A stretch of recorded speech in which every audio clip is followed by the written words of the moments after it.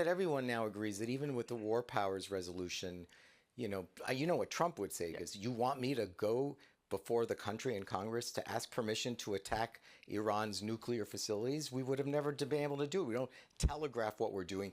If I then go into troops, deployment of troops, that's a war.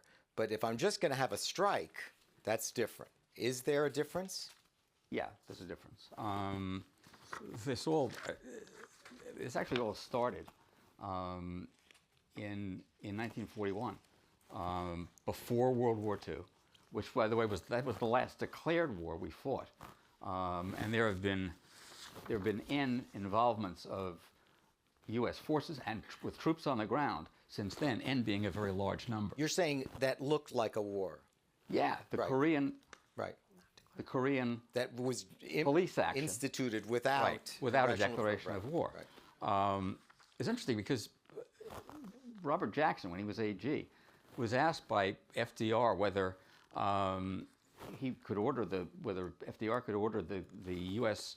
Armed Forces to train British flyers in the United States, and he issued a 5-page order. Page 4, to some people's regret, contains the following, what sounds like a throwaway line. Indeed, the President's authority has been recognized as extending to the dispatch of armed forces outside of the United States. Remember, he's being asked about inside. Outside of the United States, either on missions of goodwill or rescue, or for the purpose of protecting American lives or property, or American interests. And that American interest has been used. It was leveraged by a later Supreme Court justice who headed OLC. I'm not coming up with the name. Well, it's Rehnquist and Scalia. Rehnquist, yeah, Rehnquist. It's been built out to allow attacks in Libya, Haiti, Somalia, you name it. Yeah.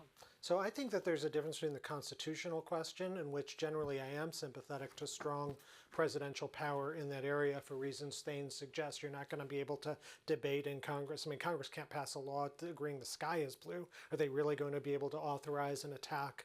And if they can, could they do it in secrecy? Almost impossible. So there's that constitutional question, but then there's the kind of policy question, which is it wise to do? And it's there that, again, I think that the breakdown and hollowing out of the expertise in the agencies is so important. When I came into the Justice Department, I reviewed General Mukasey's decisions on the state secrets privilege and on the use of force and a bunch of other things. And you'd see an incredible debate in the interagency community, between the intelligence community, the State Department, sometimes Commerce, all sorts of folks weighing in. And it was a robust, real debate. And then you can see why generally good decisions were made. It's amazing how consistent that theme is up here for you, that you can continue to hammer away at what you saw when you were there, and that kind of back exchange. And the destruction.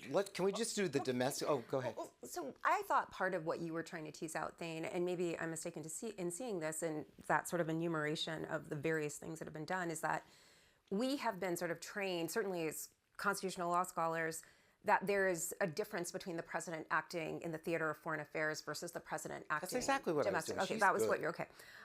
Thank you for clarifying what I was doing. But I think in a world of globalization, it's becoming increasingly difficult to disaggregate what is foreign affairs and what is domestic. I mean, in Neal's case, IEPA is ostensibly a statute that provides domestic emergency powers, but it is being used in the context of leveraging trade questions with other countries. It's being done in the context of foreign affairs.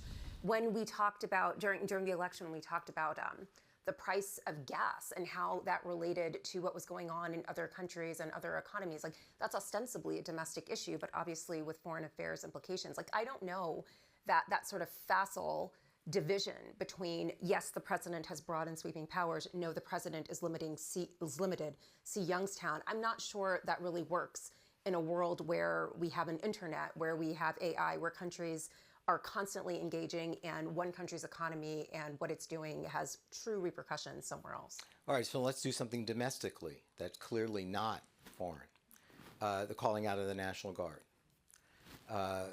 Ostensibly, the argument is my ICE officers are trying to implement law enforcement and the immigration laws. That's what they're doing, and the public is interfering. Local police departments don't want to get involved to protect ICE and to protect the public from ICE, or protect ICE from the public. And there are federal buildings that I need to protect. He's saying these are the arguments he's making. And he's saying, yeah, it's true that normally the governors ask for the National Guard, but not in this case because, the governors in Mississippi and Alabama did not ask for the National Guards to integrate Little Rock, Arkansas, or the University of Mississippi. The governors were certainly not interested in that.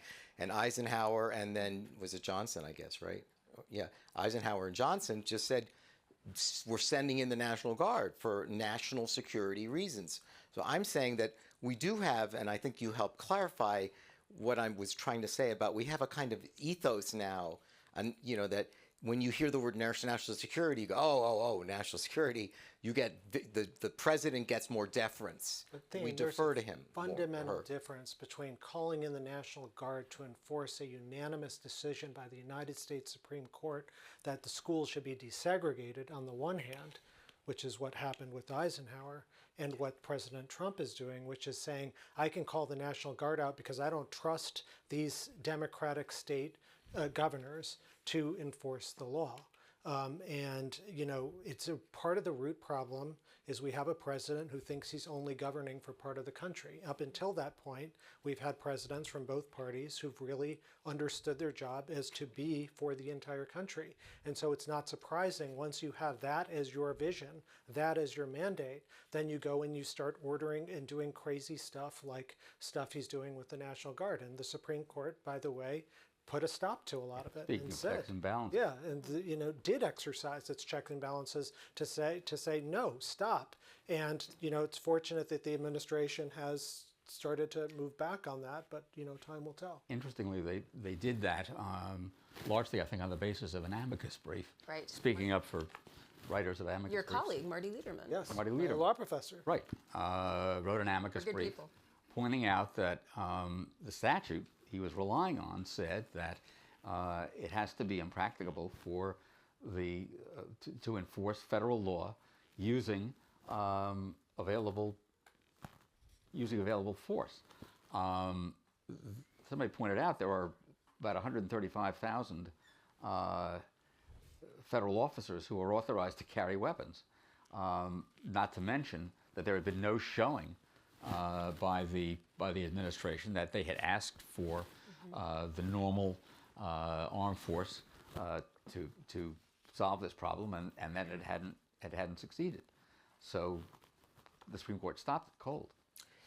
But the whole idea of deploying the National Guard to do domestic law enforcement, leaving aside whether it is actually unconstitutional, it is so against the spirit of the Constitution. And again, it comes back to this whole question of colonial trauma, revolutionary trauma. They had British soldiers living among them. That was part of the colonial experience. Isn't this the principal essence of the Posse Comitatus Act? Yeah, we don't want a standing army. They recognize the military does not enforce local law. We don't want to see military soldiers. We have to have a military see the Revolutionary War. We can't just do this with sort of atomized militia from different states. We need to have a centralized military, but we understand that a strong military presence can easily tip over into tyranny. It says, though, the Posse Comitatus says absent specific congressional authority. And if there's a piece of good news here, I'm groping for good news, he has not invoked something called the Insurrection Act. Right. Yet. Yet. Well, he's clearly